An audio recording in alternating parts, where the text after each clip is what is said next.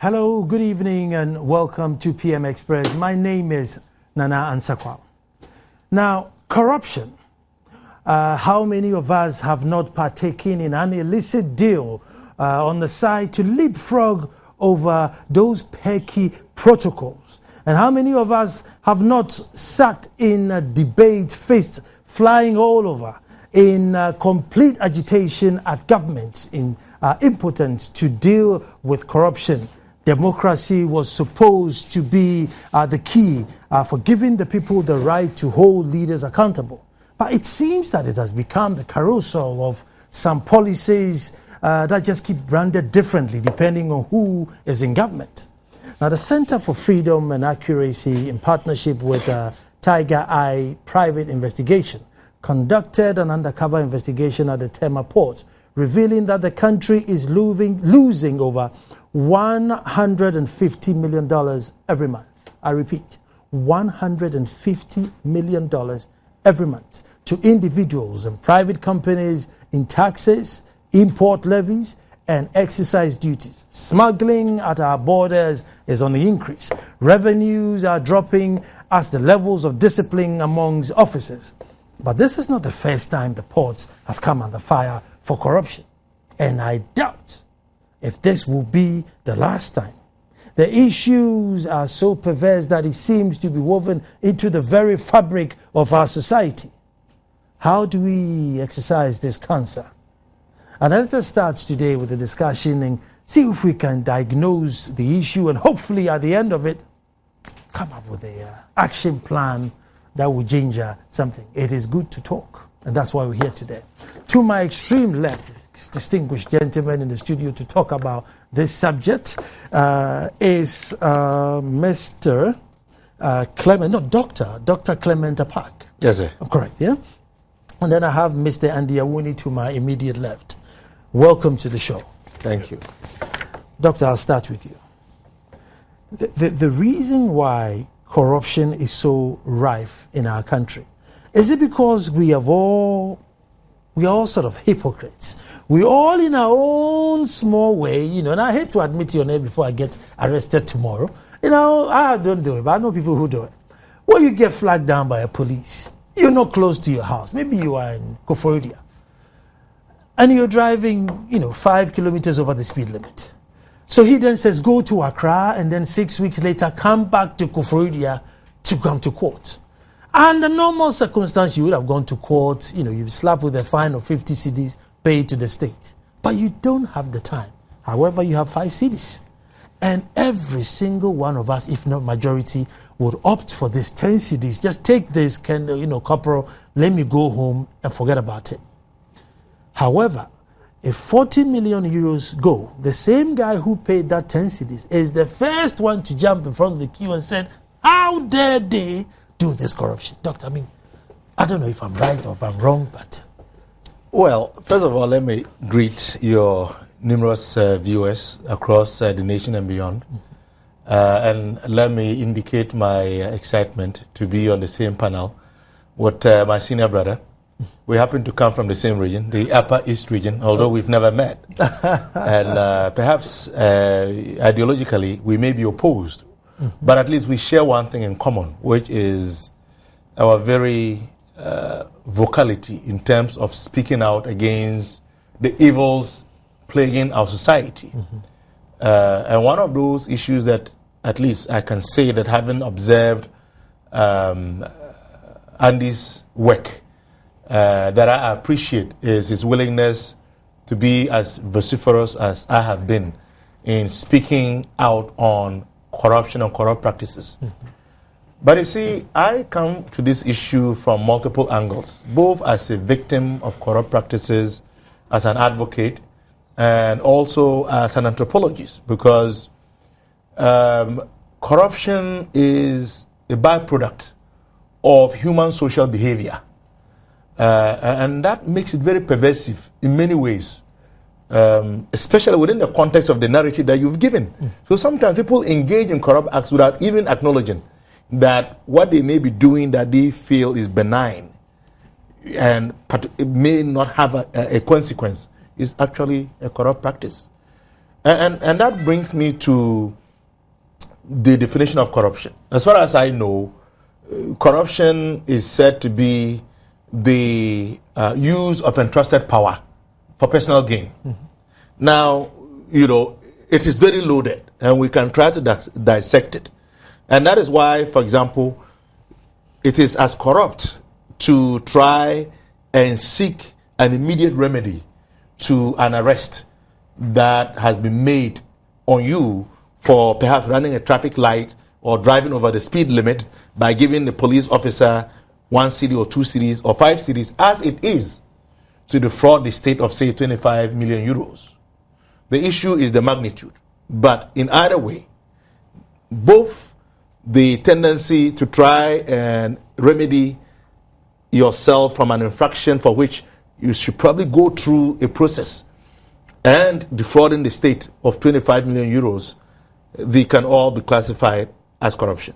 As it is the case of trying to influence authorities to admit a student, perhaps a relation of yours who is not qualified, into an institution or into the services, knowing fully well that that person is not qualified, would be a corrupt act as well. So the corruption is a very encompassing, if you like, concept. But that is not to say that we cannot talk about the skills and the levels. Because quite clearly, you cannot compare 5 Ghana cedis to, say, 25 million euros. Mm-hmm. So there are levels of it. But it is something that is so encompassing. It makes it very pervasive and difficult sometimes to understand, particularly when you are a beneficiary of the act.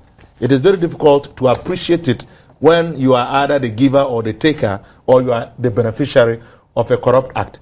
But that brings to mind the anthropological component of it, which goes back to our primordial instincts for survival. We know it is not right.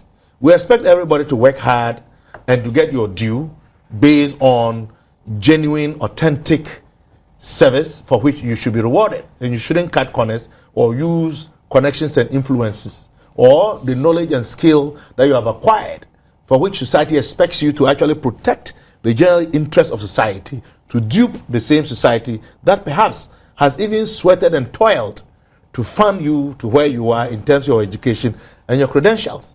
And that is why we need laws, we need systems, and we need to be accountable and to be able to grow our own personal virtues and values, to recognize that corruption is detrimental to the collective interest of society. Because that hospital that could not be built because you have engaged in a corrupt behavior, or that road that was poorly done and is eroded in just 2 years because you have cut corners or other officials have demanded 10 or 20%. When something goes wrong, either in the hospital or on the road, it is not only those that you have defrauded who are going to suffer, but even those perpetrating those acts could be victims. And so it is a very delicate issue that can be akin to an onion, and we must continuously work at it. This is why we cannot single out any particular society in the world and say that this society is corrupt and that one is not. The difference is that some societies and some nation states have put in the mechanisms, they have the institutions, they have the structures, and they are constantly working to ensure that that is almost natural, because everyone would always want to get ahead. And sometimes the survivor spirit may, influence people to engage in an ethical behavior is reduced to the barest minimum. But it is not a very easy thing to deal with. And in our part of the country, where you have the connivance of a very permissive system, complemented by our traditional setup of expectations and requirements, it is strange and sad, but we are beginning to feel, at least I'm beginning to feel, that we are accepting this very individual, greedy behavior as the norm, which is very disturbing. So we have a lot of work to do in that regard. If I let you talk on, Andy will give up. Yes. Andy will give up on his crusade. No, he cannot. If I let you preach on. I'm just giving the context. I know, it's very beautiful. Well, I hope he agrees with me. I'm sure he agrees with you. Andy, you have one hell of a hurdle to jump over, or even to attempt to jump over. Because maybe even the people within the groups championing these cause, like Doc says, in their own small way, are trying to get their daughters through school and say, look, take this 100 cedis and let my daughter go through school. Because under normal circumstances, there should have been schools enough for that should not happen. So the system itself hasn't created an atmosphere where you're not going to be corrupt. So we are all survival of the fittest. And he said that man's first instinct is to survive. And you are here telling us, no, don't survive. Stay out of school because, you know, it only takes 16 people and they've taken the 16. Meanwhile, you are richer than the other carpenter's son. So then, it's, you know, the survival of the fittest. Then the rich, who by all means get in front.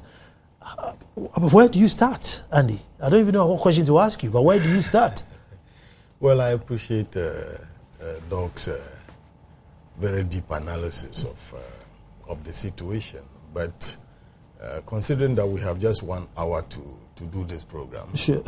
If we were to go into the cultural challenges, no, that would be 3 days. Challenges, we may stay here forever. So maybe we could just limit it to a small context of a civilized society that has laws and civilized citizens that are supposed to be law-abiding.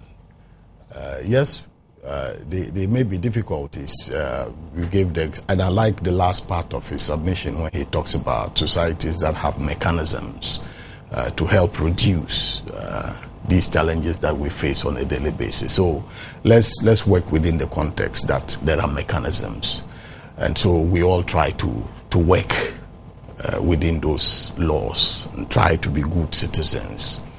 And your contribution about the school system, where perhaps there are only 10 places or 16 places and you are richer than me, so your child should get the opportunity first. But again, I want to remind you of the mechanisms that we are assuming exist, the laws that we are assuming exist, and therefore, if he is in charge of that school, I expect him to abide by the rules and regulations for admission, because the criteria for admission is not the parents' wealth. The criteria for admission is your brains that has brought you to the place. In fact, if it was wealth, I'm sure Apake and myself will be sitting here at all. So, and that is the point. You see, really the difficulty is that if we allow that to continue, we will, it will be a cycle. You see, because if that continues, then you reduce. Continued already. No, but you see, if we work at putting the mechanisms in place, if we work at putting these laws in place, I agree that sometimes we have infrastructural difficulties that also make it difficult. Sometimes even the policeman the example you gave about the policeman, sometimes they do not want to take bribes from you. But assuming that the policeman, I meet a lot of police people who stand at the traffic light directing traffic. And then all of a sudden, this vehicle comes and the driver misconducts himself and deserves to be taken to the police station. The policeman jumps into the driver's car. And for the rest of the day, the rest of you who use that road can do whatever you want to do. That's an infrastructural limitation that makes it, in more developed countries, that policeman doesn't have to move away from wherever he is, but you will still pay the penalty. All right? But in our case, he has to jump into your car, and you can be assured that for the rest of the day, that duty post is vacated, and therefore the crime he was trying to prevent, he succeeds in arresting one person but allows 1,000 people to go through doing the same thing. So an infrastructural limitation. So it may not be his desire to take that 5 cedis or 10 Ghana cedis from you, but that limitation. Follow you. So I'm saying that what we're trying to do is to see how we can work within the laws, improve upon the laws, and see how we can work to become law-abiding citizens, and see if we can improve upon our societies so that we can break this cycle of poverty. See, because when you take your wealth and push your stupid son into school, you produce stupid public servants, and that also goes round, and then you turn brainy kids but poor kids into laborers. And then, so you are not making use of your human resource. And so at the end of the day, the underdevelopment we are talking about continues. We just continue, it is not for any reason,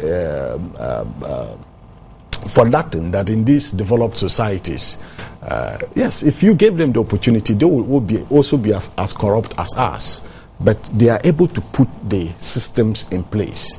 They work within them. You go to the hospital, you know that when I get to the hospital, I first of all have to go to the OPD. I don't need to know anybody. I have seen situations where my younger brother's child, son, 3-year-old son, is sitting they're sitting in the house and there's a knock at their door. Your son's passport is ready. From nowhere, the passport is brought to the house, they knock at the door, and they deliver the passport to a 3-year-old. Why should it be different in our case? Because we all went to the same schools, we understand the same system. So I'm saying that it is difficult, but let us not give up. Let's continue to work to improve upon the situation. We accept the cultural challenges that we have. We accept the the societal difficulties that we have. But long as we have decided that this is going to be a civilized democracy, we're working at it, we've got laws, you and I have gone to school, we're sitting here and behaving the same way as the British do, as the Americans do, as any other civilized society does. Let's try and make sure that it works. In the areas that we are not able to, we improve gradually. The biggest challenge is that when you take away from government what it needs to create that environment that will make it easier for you to live, you take that away from him, you are only making yourself more vulnerable to the corruption that is in the society. If the government will have the resources to do the things that it has to do, then we can have more schools, so you don't have to pay a bribe to send your children to school. You can have more hospitals, then you can make a choice which hospital or which doctor that you want to visit. You can have all the things. So when those things are available, so that we don't have one office here called passport office that everybody travels to, we can have passport offices elsewhere where you can literally walk in. In other societies, children are recorded when they are given birth to. They are recorded in the hospital. That's why even the passport thing begins to work, and then eventually they get it. So it all comes to the resources. So if we take away through those corrupt practices and still expect that we can overcome the reasons why we are corrupt, then that, for me, I think is an impossibility. You mentioned exactly what I was going to say, with children being recorded. Mm-hmm. I was thinking, if the fight was data collection and addresses, I remember when the biometric was going on and they said only 18 years, and I'm saying, the basic mobile phone now, you set an alarm for 4 o'clock, and every 4 o'clock it beeps to tell you that 4 o'clock. You can set a birthday, and every year it beeps to tell you that it's this person's birthday. So, I was suggesting that let's just biometric everybody. You put in your age, because if you are 3, definitely in, when you are 18, it will beep to say that now you're 18. So that if we all had one number that we use for our passport, our bank, and schools and everything, it probably would make your work, work we've started that. Easier. We've started that, just that we are not able to perfect it. We started with the National, Identification Authority. Of course, that is that. You see, sometimes also leadership. Years ago, sometimes leadership too is one of the problems we have. It's part of the thing that you talked about. Why a rich man's son should get a place in school, other than the brainy child. Now, it results into many things that we cannot begin to mention now because it could be offensive. But the truth of the matter is that we have started something. We have the national identification. We have the biometric system, which we try to use in our, we will have difficulties with it in the beginning. Truth of the matter is that if we can get everybody to line up and do the right thing, even at that national identification thing, we were told that the officials who write the names there would collect 5 CDs from the back before they let you jump the queue. Some will load the cards and all that. That is all part of the problem. It's not a difficult thing to count human beings and to give them the card that you are talking about. But because of this thing that we are all beginning to accept as our culture, as part of us, as normal, we frustrate simple exercises that could have actually taken us out of the difficulties that we all complain about. Like what you are talking about. It's not difficult at all that you have your card. With that single number, you can be traced everywhere. A young man came to visit me in my hotel room in Washington, and I was in my room. He had parked at the car park. After 45 minutes in my room, I came out to see him off at the car park, only to find out that there was a ticket on his windscreen. He picks it up, $50, and the reason is simple. He had parked in a disabled person's parking lot. Yeah. Without a ticket. And we saw the community police young man standing on the side there. He smiled at us, said hello, that's all. But my friend knew that he had to go pay. Nobody had to chase him. But why? If he doesn't pay, you'll find him. They will find him. And like you said, it keeps beeping wherever, every public service point he goes, it will beep. Do you understand? Mm-hmm. So to speak. So the structures exist. If we will discipline ourselves, we're not any different from all these other people. If we will discipline ourselves and try to do the right thing, it shouldn't be difficult for us to overcome some of these difficulties. Let's not give excuses with our culture, with our tradition. The anthropologists would try to give us the survival instinct. It has a role to play. Of course, they do. It doesn't mean we should accept it. Yeah, it doesn't mean and culture does not always have to be positive. Dynamic. That's what we are told. It's dynamic because it is a way of life, and the way our fathers lived is not what we are doing right now. But we are still bullies and frafres and all that. Do you understand? Be wrestling somewhere by now since it's the full moon. But here I am in the studio. So let's not allow these cultural things to what we should strive to do is to try and develop our countries, develop our societies, our way of life. So let's try to live with. That's why there are laws here.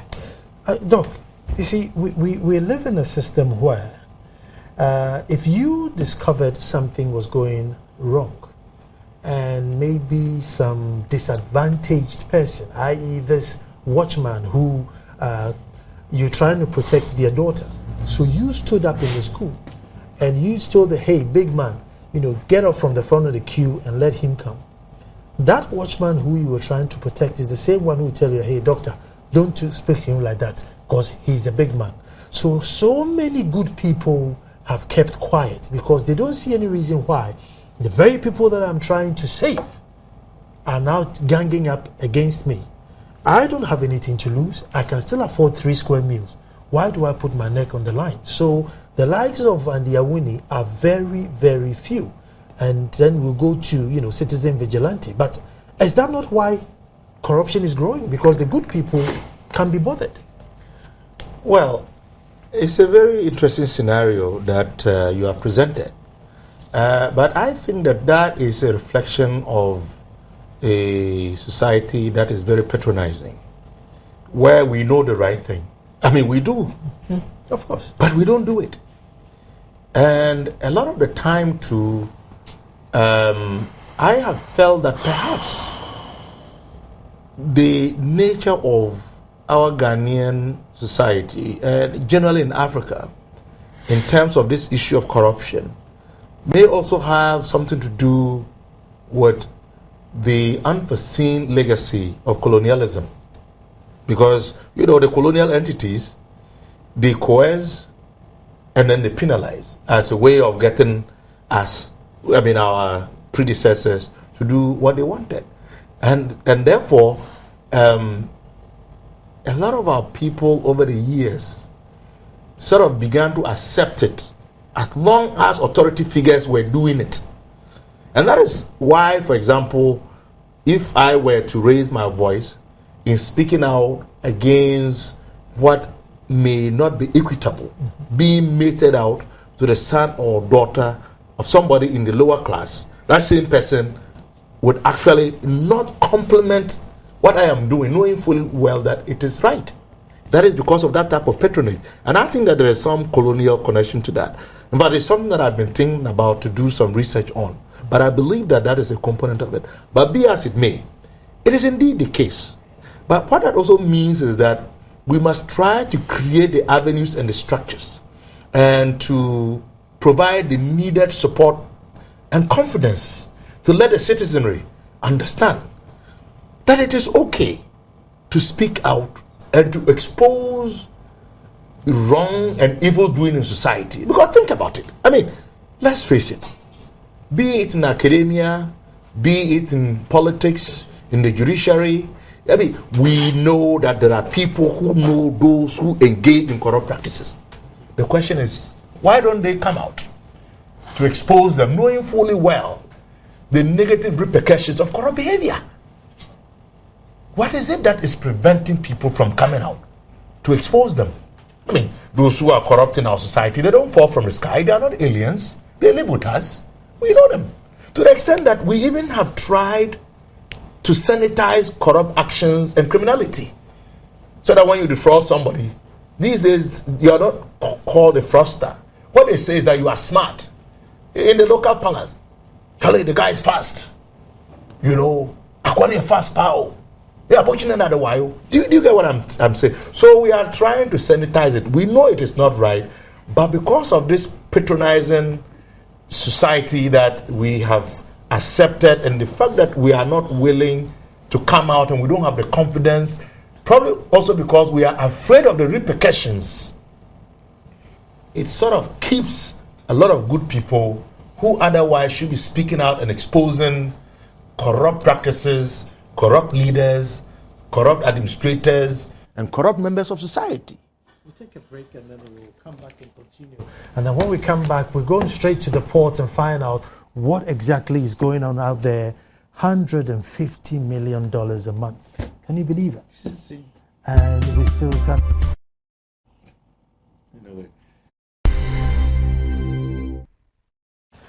Hello and welcome back, and we are talking about the state of corruption in the country. We just try, we know corruption is such a wide area and it's everywhere, and you know there's only an hour, we can't talk about everything. So we're trying to narrow it down to find out what it is that makes us just accept it and just move on. And then those who do the petty ones, you know, point fingers at the big ones. Those who are doing big ones are saying we are all in it. But we'll go to the ports and find out how come that the state is losing $150 million a month, even in Dubai, even in America, even the giants like that. That is too much money, let alone Ghana. But I'll go through a few text messages and some of the messages you posted on Facebook, and then we'll continue in the studio. Tony from New Ashoman says 25 million euros is not corruption, that's plain stealing supported by state officials.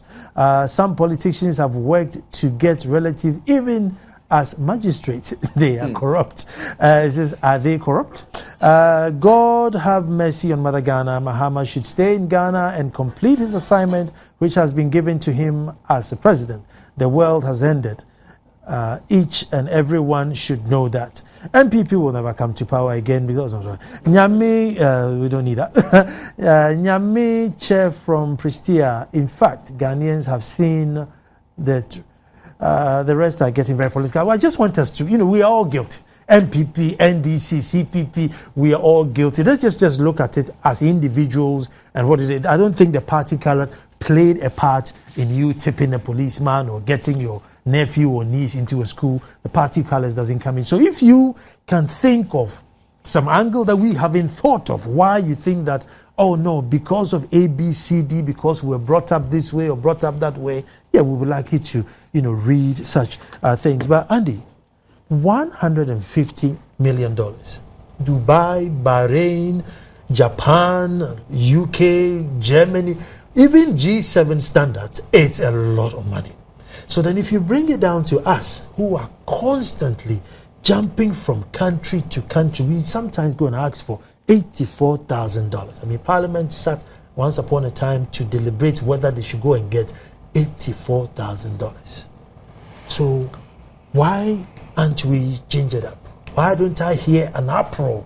Why don't you see red bands in the road saying that, no, this is too much? Why don't I see that? Yeah, okay, that's another area that we need to tackle, because it would appear that there's a certain level of numbness that has affected the people when it comes to reports like this. It appears some people are beginning to accept this as normal. So when the stories come up, they no longer react to it. There are things that we talk about that I would expect the public to react, to march, to demonstrate, to show their outrage. But people just sit back. Even the media, sometimes they just read the headline and put the paper aside. I have done a lot of work using just the Auditor General's report. You know, I've had the opportunity to discuss some of this with you and other people, just using the Auditor General's report. But people just don't care. They just push it aside. But let's go to the port. You see, $150 million is an estimation that we have got from our from the analysts who have done the work, who have done the calculations for us. If we lose an average of $5,000 per container that arrives at the Tema port, an average of $5,000, and we know that from April to December 2012, about 1,250 containers passed through the Tema port. So if you multiply $5,000 by 1,000, and that is between April, we don't have information on the first quarter of 2012. Okay, but if you just took from April of 2012 to December of 2012, about 1,200 and something containers passed through the Tema port. Now, if we lose an average of $5,000 per container, you multiply 5,000 by 1,200 containers, then it gives you an estimate. In 2013, that's the year in which we are now, for some funny reason, the numbers have suddenly shot up. From January to May alone, we have had 1,500 and something containers passing through the Tema port. 1,500 and something on containers. On a monthly basis? No, from January to May. To May, okay. All right, that's just 5 months, okay? We have 1,500 containers already recorded as having passed through the Tema port. We've done just half, not even half the year yet. So we could go up to 300. Now, I'm saying that if on the average if government loses $5,000 per container, and I'll explain to you why government can lose more than $5,000 per container. Now, a guy brings a 20-footer container of air conditioners, but he succeeds in getting the officials at the port to give a description of that container as stationary. Ordinarily, a 20-footer container of air conditioners should have a face value of about, say, $50,000, with 25% as our import levy. Okay, not counting VAT and national health levy and the rest, just the 25 raw import levy of $50,000. That person should be paying $12,500 as the duty. But if he says that it is stationary is a low valued item, and therefore the value of the container comes down to $10,000. Now, 25% of $10,000 will be what? $2,500. This importer has made a saving of what? $10,000. Now, and we have situations where one importer can in one single clearance can clear 41 containers. Wow. In 1 month. The following month, February, the same individual clears 30 containers in a single clearance. Okay? Now, so even if you take that 40 containers, and if the person makes a saving of $10,000 per container, multiplied by 40 containers, how much is that? We are already talking $400,000 for that single person. And I'm saying that for the first less than half a year of 2013, we are already doing 1,500 containers. So those are the estimates that we are talking about. And let me just explain this. The trick is simple. All the containers that are arriving there, people are mislabeling, they are giving wrong description to the contents as a device, a way of dodging the real tax. You know, and again, there are issues of lack of training for some of our custom officials, you know, because some of these private operators are quite smart. He brings in a high-valued item like chicken leg quarters, and then you ask him, what do you have in your container? So they are chicken parts. Now, there are not too many custom officers who know that chicken leg quarters is different from chicken parts, and their values are quite different and very wide apart. Chicken leg quarters is considered as as a high valued item, Premium chicken meat. parts, premium. Chicken parts is considered as low valued. So that can be 10,000 and this can be 50,000. And yet he's told you, and you look at, oh yeah, I can see they are cut into pieces. You think parts simply means because they are chopped. All right. And so these are some of the things we observed, and that is going on a daily basis. I'm saying that our senior brother Martin Amidu has retrieved for us $47 million. We think that if the government really wants to work on this, we can get not less than $500 million to be paid back, because it's not difficult. The records are available. The shippers who send these items, they have nothing. They are not involved with the kalabule that is going on here. The custom officers will have all the documents there. The destination inspection people. Oh, we're off, I guess. Oh, I just had an issue with the lights. Oh, sorry. Right, we're back. So the destination inspectors, they have gone through all these containers. They are supposed to have documents. They must have files, even if it's for 5 years. So if we conducted an audit, they should tell us, when you scanned this container, what did you find? Mm-hmm. And then we look at how much the person paid and tell the person to pay the difference. Not only the difference, plus the penalty. So if we truly want, and that's what we are, that's where people meet me and they ask me, where are you taking this to? I'm taking this thing to the place where we can get money back from people who have stolen from the state. And that will be a good deterrent. That will be absolutely a good deterrent. No, what is it that makes us so detached? Why is it that the individual at the port that does not feel that if I take money from here, or if I cut corners from here, the state will suffer? Why can't we get that connection with the state? And before you answer, you know, I've always argued that, like, your allegiance to your traditional ruler is tighter than your allegiance to the state. You don't feel you own a part of the Flagstaff house, but even though maybe your palace in your village might be smaller and old, you have more allegiance to that palace than you have. Why are we so disconnected from the state? It's a very interesting question that you raised, and I think that it can be responded to in at least two ways. Quite simply, I think corruption and all that Andy has talked about, you know, what is going on in the port, which is not new. I mean, we all remember the late former president going there. Mm-hmm. We know that even quite recently, the current president, with his new team, you know, to work on mobilizing revenue. We know the types of entities and personalities who have been caught in the net. So we know that this is happening.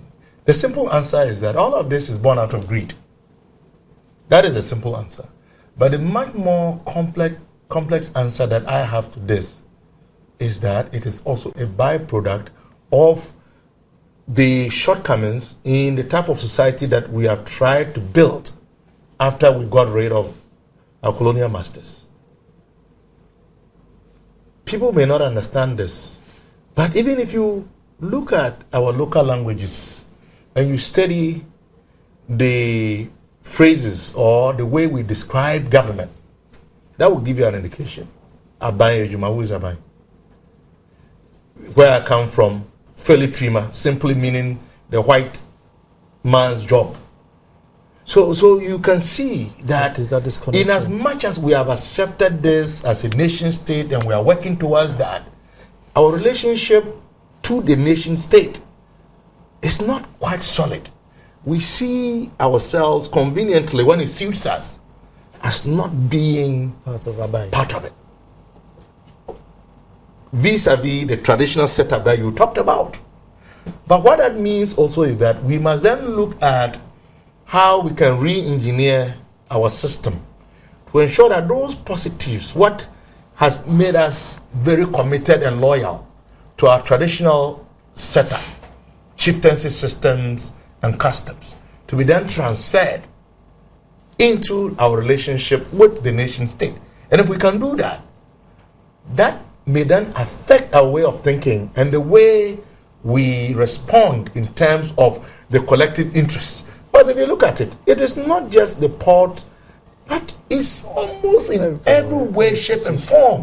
Why is it that our state institutions, parastatal organizations, public companies, and entities are constantly registering losses? And yet, their counterparts, which are privately owned, some of them formerly owned by the state, are generating profits. We're going to take a quick break. Think about that. We're going to take a break, but it's very, very true. You look at the telecoms, right? What didn't Ghana Telecom have? And yet still, you have the smaller telecom companies registering huge sums of profits while they were registering huge sums of losses. We're going to come back after the break.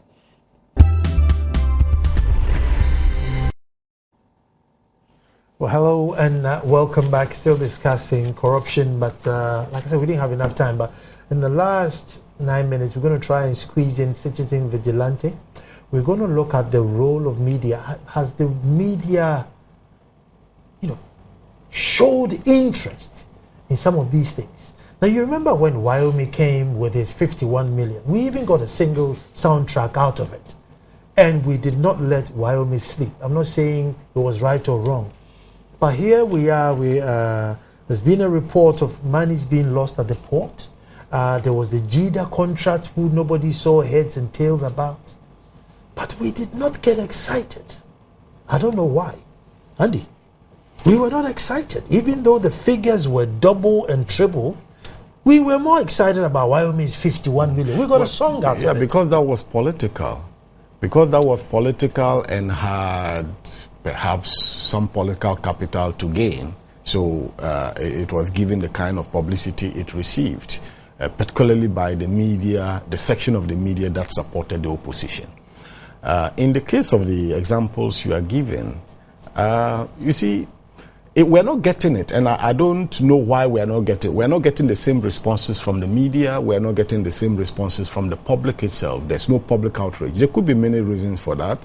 Number one, either we are getting fed up with so many acts of corruption that now we think that, it's too much, we can no longer handle it, or that the people who are involved are doing their homework and that they are taking care of all those guys who are supposed to be vociferous and those guys who are supposed to come out. They are able to take care of them. Let me use this opportunity to advise most of our public officials. You see, we've got to be careful who we visit on Friday afternoons to receive what envelopes. Let's be careful how much money we collect from people to do our campaigns at our constituencies. These things are not for nothing. These things are supposed to numb you even more, make you incapable of even voicing out. Now, if this becomes pervasive and takes over the legislature, takes over now, when people talked about the judiciary, if it goes into the legislature and goes into the executive, it is finished. And so let's be careful, because look, in my language we say, in Frafra we say, human beings' mouth is too short, you cannot chew grass. What it simply means is that it does not matter how hard it is, ask for food to eat there, you always eat. So we've got to be very careful, and I think that is the reason why people are not outraged by the kind of revelations that have come. Beyond that, I think that civil society really has to be more aggressive than they are, especially in protecting the state and what belongs to the state. Doc, has civil society failed to... Actually, no, Doc, you're an anthropologist, so you know this. I mean, with citizen vigilantes move, and I see a lot of uproar, he's the new Jesus Christ, and, name a hospital after him, nail a school after him, do this. Under normal circumstance, he just acted as a good citizen, which we should have all done. Is it because we have all fallen short of the glory of Ghana that one single act now is seen as something really, really good, and that we should have all been like that in the first place? Or has he done something exemplary? Well, first of all, I think that we must give credit where credit is due, and we must put that into perspective. You must remember that he is somebody who was privileged to have known the system, and of course, by virtue of the position that he occupied before, and knowing the intricacies and what needed to be done, it made it easier for him to then continue to pursue this issue even after he was no longer in the official capacity to do so. So yes, we can all celebrate and welcome and then extol the virtues of being upright, being honest, being patriotic. That is what we should all be aspiring to do. But the reason why perhaps he stands out is also because more and more we have complained and talked about this. And although there are official processes in place to try and address the bigger issue of judgment debt, which I agree, like many others, has become one of the avenues through which people of knowledge and skill and talent have actually duped the state legitimately. Because until, we began hearing the colossal amounts that the state was paying out in judgment debts, to which even the late former president cried about, and some of us advocated for a lot more deeper investigation, and that this should not be politicized, that it was the new avenue by which white-collar crooks were duping the state. Many people were not even thinking about that. They thought it was okay. But now we are beginning to see. So I want us to see his victory as a collective victory for the people and to learn good examples from that, to inspire us as we see what he's been able to do, to challenge each and every one of us as individuals and to challenge ourselves as a state to double our effort. Because it's not like the state as an entity is not aware of these types of practices. The state is aware. But even sometimes, people who have the authority to take action may be encumbered and may feel intimidated because some of the forces behind these kinds of practices and the beneficiaries are so powerful that they could even be intimidating to people in authority. And that is why, I don't like this attitude of politicizing this issue. We must put away our political colors, although, yes, sometimes for the sake of political capital, people may say things. But look, as we said it doesn't matter whether you are from Bolga or Boku or, Jachi Pramsu. The effects of corrupt practices are going to impact all of us equally. So we should resolve to come together and support the entities to do what needs to be done and also hold them accountable if and when they are not acting appropriately. So yes, we must certainly give him credit, but we must also recognize that he had privileged information and he had the clout to be able to do what he did.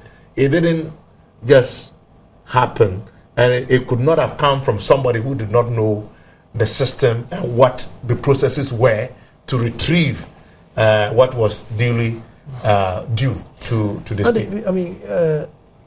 Most men with the same clout and privilege would have still buckled under that pressure. But before you answer, Nana APC in Kumasi says, so far as society convene and condone corruption, it will still be with us. How can you buy a car for 4,000 and clear it for 16,000 in your own homeland port? Oh, goodness.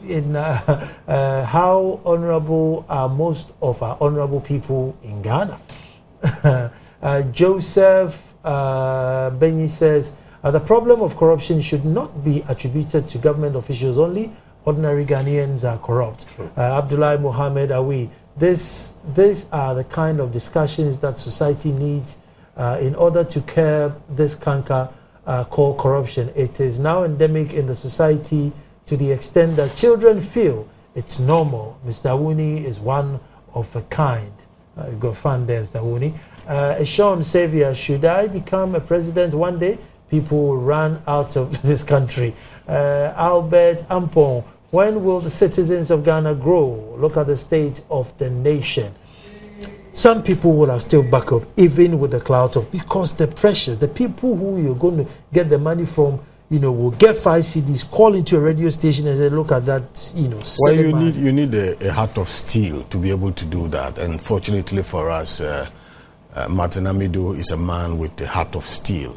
Let me say that an old lady once said that whilst everybody thinks that virgins are almost finished, an endangered species here, when we get to heaven, we'll be surprised to see that there are a lot of virgins. Similarly, there are people, even though we say that our society has grown very rotten, I believe that there are still people in this country who are upright, people in this country who want to do the right thing, people in this country who abhor corruption. Martin Amido has demonstrated that. I think we all need to congratulate him, celebrate him. His example is an example we should all copy. It should be an everyday. It's no different from you picking up your phone, an old lady picking up her phone and saying, I have just seen an armed robber walk into a house and speaking to the police. That's what he has done on a larger scale. Yeah. So it's supposed to be a normal day-to-day work for all of us as citizens. But because we have left that responsibility, when one man stands up and does it, we will have to applaud him the way we are doing now. And I think he deserves it. I congratulate him. I celebrate him. He's a role model in terms of modesty, in terms of humility. I visit him quite often, and sometimes some of the things I see, this is a man who will not even buy a generator because he thinks that he has a responsibility to provide people with electricity. If he's not able to provide them with electricity and there's light off, he doesn't see why he should light up his house. He says, if people ask whose house is that, they say, this is Martin Amido's house. What is he going to say? He who is supposed to provide them with light, he hasn't given them light. Now they are in darkness and he is with light. He won't do it, not because he can't buy one. When I hear people talk like this, then I think that we will find millions of virgins in heaven. That's a story to tell, isn't it? That's some of the stories that you should read on your front pages. But unfortunately, do we want to hear those stories? Well, the evidence doesn't support that because we've had a lot of stories. There's been a lot of exposures, if you like, exposures.